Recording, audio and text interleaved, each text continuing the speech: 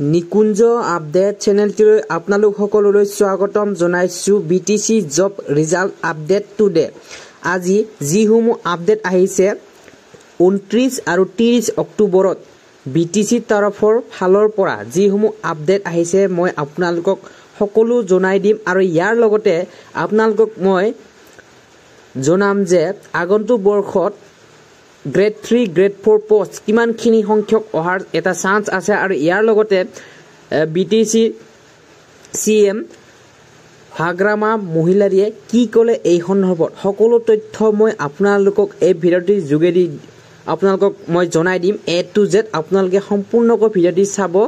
আৰু আপোনালোকে যদি ভিডিঅ'টো ভাল পায় তেন্তে লাইক কমেন্ট শ্বেয়াৰ কৰিবলৈ একেবাৰে নাপাহৰিব আৰু ইয়াৰ লগতে আপোনালোকে যদি মোৰ চেনেলটোলৈ প্ৰথমবাৰৰ বাবে আহিছা তেনেহলে সাবস্ক্ৰাইব কৰিবলৈ একেবাৰে নাপাহৰিব। এতিয়া মেন টপিকলৈ আহো। বিটিসি গ্ৰেড 3 এইচএছ লেভেলৰ অতি সোনকালে এইচএছ লেভেলৰ ৰিজাল্ট দিব গ্ৰেড 3 আৰু যিটো নেকি গ্ৰেজুৱেট লেভেলৰ গ্ৰেড 3 ৰিজাল্ট দিলে আৰু সেই ৰিজাল্টৰ যিদিনাখনে দিছিলে তাৰ পিছৰ পৰা তেওঁলোকে অন্য যিমানখিনি বিটিআৰত তেওঁলোকে কমপ্লিট কৰিছিলে বা আনকমপ্লিট হৈ আছিল জবসমূহ সেইসমূহ হক লৈ তেওঁলোকে লাগি আছিল, কিন্তু কি হ'ল বিটিসি অহাৰ পিছৰে পৰা সকলো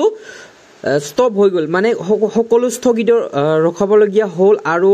আপোনালোকে জানে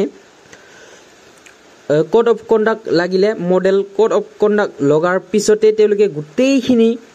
ষ্টপ হ'ল আৰু ইয়াৰ লগতে ইলেকশ্যনৰ কাৰণে হ'ল আৰু আপোনালোকে এতিয়া অতি সোনকালে পাব। CSB বহুতে কৈ আছে CSB টো কেনচেল কৰিছে বুলি অফিচিয়েলি ডিক্লেয়াৰ কৰা নাই, কিন্তু কেনচেল হৈছে বুলি আমি ধৰি ল'ব পাৰোঁ। কিন্তু কোনটো ৱেবছাইটৰ পৰা তেওঁলোকে ৰিজাল্টসমূহ দিব বা তেওঁলোকে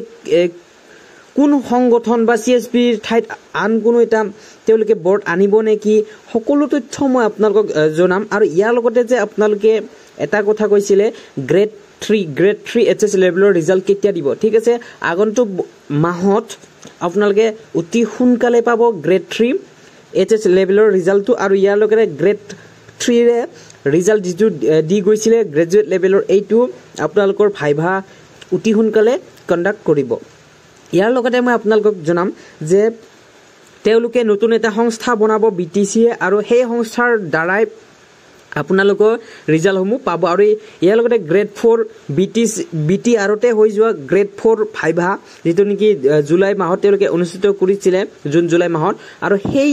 ৰিজাল্টটো অতি সোনকালে আহিব আগন্তুক মাহত, অৰ্থাৎ আপোনালোকে নৱেম্বৰ মাহৰ 25, 26, 27, 28 ইমানমান তাৰিখত আপোনালোকে পাই যাব। আপোনালোকক মই যিটো অফিচিয়েল নটিচ আহিব ফিক্স ডেট দিব সেইটো মই আপোনালোকক জনাই দিম। আৰু আপোনালোকে বিটিসি LP UP এপইণ্টমেণ্ট আৰু নিউ ৰিক্ৰুইটমেণ্ট বিটিসিৰ LP UP কেতিয়া আৰু সম্পূৰ্ণ মই আপোনালোকক ইয়াৰ বিষয়ে তেওঁলোকে নটিচ দিব, নটিচ দিয়াৰ লগে লগে মই আপোনালোকক জনাই দিম। আৰু ইয়াৰ লগতে মই কৈছোঁ নতুন ভেকেঞ্চি 2025 বৰ্ষত অহা চান্স নাই, কিন্তু 2026 বৰ্ষৰ জানুৱাৰী ফেব্ৰুৱাৰী মাহত grade 4 grade 3 forest guard Forester আৰু সেইখিনি ওলাব বিটিসিয়ে, ঠিক আছে বিটিসিয়ে সেইখিনি ওলাব। আৰু ইয়াৰ লগতে VCDC এপইণ্টমেণ্ট তেওঁলোকে যিসমূহ এপইণ্টমেণ্ট পাবলগীয়া আছিলে আৰু যিসমূহ কেনচেল কৰা বুলি কৈছিলে বহুতে, কিন্তু এইটো কেনচেল হোৱা নাই, স্থগিতহে কৰিছে, কিন্তু আগন্তুক মাহত তেওঁলোকে কমপ্লিট কৰিব বুলি কৈছে। এতিয়া মই আপোনালোকক আৰু এটা কথা কওঁ, বিটিসিয়ে কোনো ধৰণৰ কোৱা নাই যে বিটিআৰৰ জবসমূহ কেনচেল কৰিব বা তেওঁলোকে যিসমূহ এক্সামিনেশ্যন কণ্ডাক্ট কৰিছে সেইবোৰ কেনচেল কৰিব, কোনো ধৰণৰ তেনেকুৱা কথা কোৱা নাই। আৰু ইয়াৰ লগতে মই কৈছোঁ যে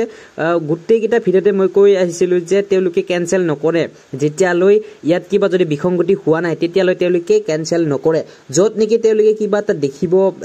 কিবা এটা হৈ আছে তেনেহ'লে বা প্ৰব্লেম হৈ আছে তেনেহ'লে সেই ৰিক্ৰুইটমেণ্টটোহে তেওঁলোকে কেনচেল কৰিব বুলি কৈছে। আৰু আপোনালোকে এইখিনি গোটেইখিনি বিটিসি গ্ৰেড 3 হওক গ্ৰেড 4 হওক এইচএছ লেভেলৰ গ্ৰেড 3 হওক আৰু বিটিসি LP UP হওক আৰু VCDC হওক বিভিন্ন ধৰণৰ তেওঁলোকে ডিপাৰ্টমেণ্টৰ পৰা পোষ্ট ওলাইছিলে বিটিআৰে সকলো তেওঁলোকে কমপ্লিট কৰিব নোৱাৰিলে কিন্তু বিটিসি অহাৰ পিছতে তেওঁলোকে কৈছে এটা আশ্বাস দিছে যে সকলো জবসমূহ কমপ্লিট কৰিব আৰু আগন্তুক বৰ্ষটো নতুন ভেকেন্সি ওলাব বুলি কৈছে আৰু ভিডিঅ'টো আপোনালোকে যদি ভাল পাইছে তেনে লাইক কমেন্ট শেয়াৰ কৰিবলৈ একেবাৰে নাপাহৰিব যাতে বা আপোনালোকে এই চেনেলটোলৈ যদি পোনপ্ৰথমবাৰৰ বাবে আহিছে তেনে সাবস্ক্ৰাইব কৰিবলৈ একেবাৰে নাপাহৰিব আৰু আপোনাৰ মন্তব্যটো কমেন্ট সেকশনত ৰাখিব ধন্যবাদ।